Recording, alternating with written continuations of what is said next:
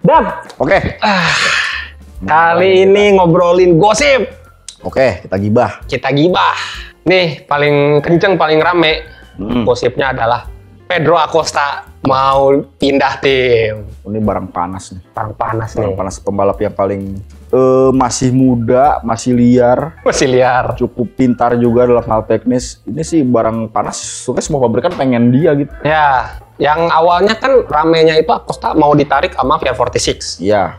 Apalagi waktu itu Dengan didukung oleh Ducati. tawaran yang gacor banget sebenarnya Iya. kan. Cuman saat itu jadi kenapa mungkin teman-teman kita kasih background-nya dulu kali ya. Jadi kan KTM yang perusahaannya ya, as a Iya. company kan lagi bangkrut lah gitu kan. Udah jujur aja bangkrut udah. Bangkrut lah gitu. Finansial emang udah mau bangkrut. Jadi antara tim MotoGP lanjut meskipun nggak tahu masa depannya kan. Iya. Dan info-infonya riset motornya bakal agak Bermasalah. keganggu, Makanya itu kan, bermasalah. makanya kenapa ada upgrade mesin yang tidak dirasakan oleh Acosta karena masalah finansial itu. Ya, bahkan kemarin Qatar motornya finalis doang tuh yang pakai update Iya. baru. Dia kan tahun lalu kok motor gua kenceng, tapi kok motor ini kayak sama aja. Ya. Jadi dari tahun lalu tuh fungsinya apa? Ya. Saat lawan-lawan tuh makin kenceng, gua jadi malah gak keteteran gitu. Masalah yang ban belakang juga, Iya, tetap catering banget, catering banget gitu. Nah terus rame di media-media, terutama media Italia pastinya ya. Iya. Acosta nih dapat kontak lah gitu. Iya.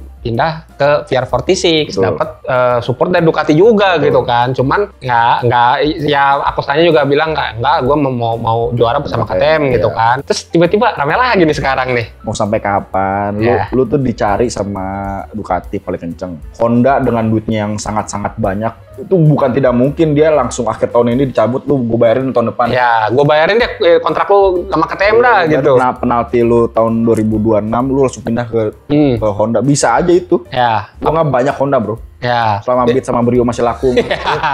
Selama masih Iya. jualannya masih kenceng lah ya di Indonesia, di Asia. 80% di Indonesia Ya. mah aman-aman aja. Aman-aman aja.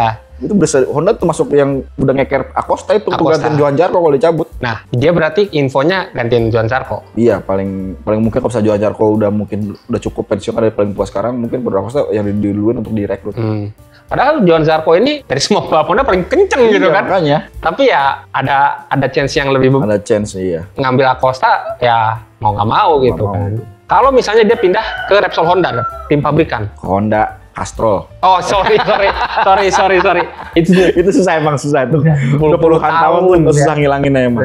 HRC Castro, tim pabrikan lah ya, iya. gitu, tim pabrikan Honda. Bisa nggak? Kalau gua jadi Acosta, gua maunya dari tim pabrikan dia pindah tim pabrikan lagi lah. Bisa, tapi dia harus ngabisin kontrak sama KTM 2026 dan dia harus memakai motor baru 2027. Itu yang bisa jadi keuntungan. Ya di satu sisi keuntungan, tapi ya kan baru semuanya juga kan. Gitu. Iya. Gua yang dulu gua duelnya sama Ducati sama Iya, sekarang gua duelnya sama Honda kalah lagi kan. Apa gua pindah aja ya ke Honda? Sama Johan Mir kadang-kadang. Iya. Aduh, sama Johan Mir di Austin sama di Qatar. Di Austin. Realistiknya ya kita ngelihat ya Honda juga bukan motor kencang juga gitu kan. RC213V. Tapi di tahun 2027 regulasi baru apa semuanya baru, ini Honda tuh salah satu yang oke, butuh apa Betul. bayar. Yang paling ingat kalau lu keluar dari KTM dengan masalah finansial, lu pindah ke pabrikan yang paling kaya. Ya. Udah ya. Udah ujung-ujungnya lu paling kaya udah. Ujung-ujungnya paling duit kaya. paling kaya. Kalau lu sendiri Dap, kalau lu jadi Acosta, tim mana yang lu incar? Ducati sih tetap ya. Ducati tetap ya. Kalau misalnya ada kansnya tahun depan, gue beli Ducati dulu. Tapi kalau misalnya gue nggak bisa ninggalin kontrak sama KTM, gue akan ngambil Honda. Karena full motor baru ya udah belak-belakan aja, open-openan semua udah. Open semua ya. Selain Pedro Acosta mau ditarik lah bahasanya ya sama Castrol HRC. Susah nih namanya emang. Ya, HRC Castrol. Ada satu nama lagi nih Dap. Pembalap bukan pembalap MotoGP bahkan. Yaitu Toprak Razgatlioglu. Ini salah satu fenomena dari MotoGP ya, dari WSBK ya, karena dia datang bukan dari Eropa, dari Turki, tapi bisa juara dunia sama Yamaha juga sama BMW. Bahkan tahun pertama BMW langsung juara dunia. Dan pernah juara Superstock juga sama Kawasaki. Betul. Ditambah dia punya manajer sangat-sangat tegas. Yoho, Pakenan. Iya, bapak tirinya kan itu. Bapak tirinya. Bapak tirinya sih, karena sama itu tegas dia tau tuh. Yamaha bilangin, lu kalau nggak bikin motor bagus, gue cabut nih. Udah mesin BMW kan. Sama kayak waktu dari Kawasaki, dia nggak dari pabrikan, dia pindah ke Yamaha. Sekarang kayak gitu juga nih.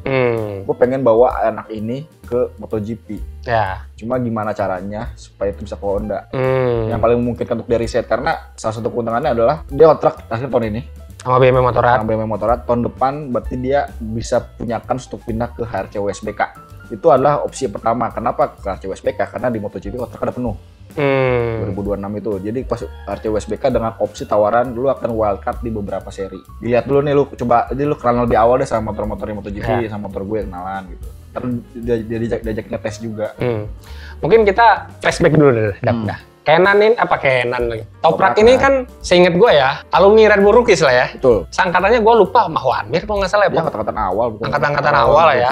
Cuma nggak dilirik gitu. Iya betul. Nggak dilirik. Dan saat itu emang Kenan jaringannya belum luas tuh. Dia itu masih balapan juga itu. Ya di World Super Sport berarti ya. Masih balapan. Jadi jaringannya masih belum luas tuh. Toprak ini lontang-lantung lah bahasanya ya. Karena Kenan yang ngomong kan, ini Toprak nih lontang-lantung nih. Iya. Gue ngomong lah sama Toprak. Betul. Lu ikut gua, lu anggap gua bapak lu gitu kan. Apapun yang gua ajarin lu ikutin. Balapan Super Sport, pindah ke Puchetti, Kawasaki. WSBK dia pitching supaya naik ke pabrikan, ternyata masih menyanyikan Jonathan Rias waktu itu. Ya. Pindah ke Yamaha deh gitu. Ya, di Yamahanya Pringines banget ya. Oke banget. Oke banget, bisa juara dunia 2021. Tapi ya R1-nya nggak ada update. Perkembangan, akhirnya pindah ke BMW. Ya, di BMW langsung juara dunia. Dan tahun ini kemungkinan sih bisa juara dunia juga ya. Tapi Buleganya juga gacor juga sih. Saat ini agak sulit memprediksi WSBK nih. Ya, apalagi emang motornya BMW M1000 RR-nya juga pakai rangka normal lagi. Rangka produksi lagi. Rangka produksi. Itu kan salah satu Kenan itu sempet mas-masin BMW, ayo lu kalau mau ke MotoGP bisa nih, mumpung basisnya ada, pembalapnya ada gitu. Ayo lu kapan? Tapi kayak BMW masih maju mundur. Duitnya gede banget. Belum pasti gue kapan maju ke MotoGP 2007 apa enggak. Ya akhirnya ya udah, gue cari pabrikan yang settle ya. Lagi paling kaya Honda gitu. Banget. Kalau misalnya Toprak pindah, kelebihan dia gue akui breakingnya gila. Breakingnya oke. Secara postur tinggi sih orangnya. Tinggi orang, tapi tidak terlalu jumping kayak Luca Marini kan. Ya. Kamu kan jumping banget tingginya kan. Ya. Agresif kok nggak usah ditanya. Iya, ugal. Toprak sih. Ugal. Overtakingnya bakal spektakuler. Iya. Tapi balik lagi nih flashback nih. Iya. Toprak kan pernah ngetes M1 kan, Yamaha YZR M1. Iya. Kursi-kursi di pedoknya kurang kencang. Iya, dia paling lambat. Paling lambat. Udah setengah detik apa strategi dari yang paling bawah ya. Ya. Jadi Yamaha juga kayak susah juga bro gitu kan. Itu nggak tahu Yamaha yang pelan atau Topraknya yang pelan, Topraknya yang nggak bisa ya. Itu juga masih belum paham tuh. Ya karena itu kan bener-bener rahasia banget ya. Bahkan foto Toprak di atas motornya cuma di atas pedok doang kan, nggak bawa. Ada yang action gitu. Kita nggak tahu gitu bawanya gimana. Jadi sebenarnya Toprak ini berat banget nih tantangannya. Apalagi kan kalau kita ngelihat sejarah pembalap World Superbike pindah ke MotoGP itu ya dikit banget yang bisa sukses. Ben Spies, Cal Crutchlow gitu kan. Bagus juga sebenarnya. Ya, mereka masuk ke MotoGP di era MotoGP WSBK tidak begitu jomplang. Ya, sekarang mah udah kemana-mana beda banget gitu. Bingung lah ngeliat kokpitnya lah ya gitu. Apalagi salah satu tantangan terberat pembalap World Superbike itu saat pindah ke MotoGP adalah adaptasi sirkuit. Iya. Banyak sirkuit-sirkuit yang nggak dipakai di World Superbike kan gitu. Tapi ada salah satu benefitnya juga pembalap World Superbike. Dia udah biasa pakai ban Pirelli. Iya, itu dia masalah dari jualnya lu tahun 2027 lah kan pakai Pirelli, dan Pirelli mengembangkan ban baru. Ketika dia akan menggunakan ban yang di WSBK ke MotoGP, ban Pirelli Corsa apalagi bisa lebih kecil kan. Banget. Jadi ya ground zero lah semuanya gitu kan. Jadi tinggal gimana bakat pembalapnya lah yang bisa kembangin.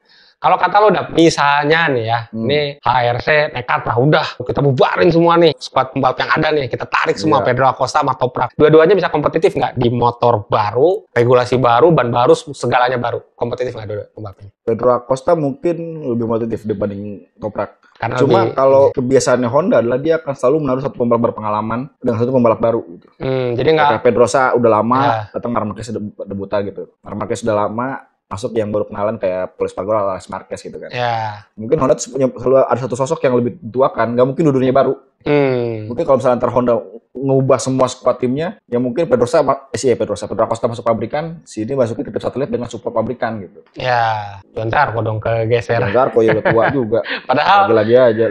Ya apa sih ya kalau nggak apa-apa Som Chandra yang kena. Ya, Som Chandra ya. Iya. Bingung lah ya. Karena kan yang bikin polemiknya adalah pembalap MotoGP itu pembibitannya makin banyak, tapi pabrikan di atasnya makin dikit. Ya. Timnya makin dikit, jadinya pembalap ini pembibitan makin numpuk, tuh Pak, nggak ada atasnya gitu. Ya, nggak ada slotnya. Nggak ada gitu. slotnya. Harapannya sih, ya slotnya ditambah susah juga ya, gitu kan. Sekarang udah 22 grid. Biar makin seru. Nah, kalau kata teman-teman gimana nih soal gosip-gosip Pedro Acosta mau ditarik HRC, terus Toprak juga, ya ini sih masih angin gosip-gosip lah, belum ini. Karena kita juga ngelihat pembalap-pembalap yang ada juga sekarang lagi berjuang banget nih mereka kan.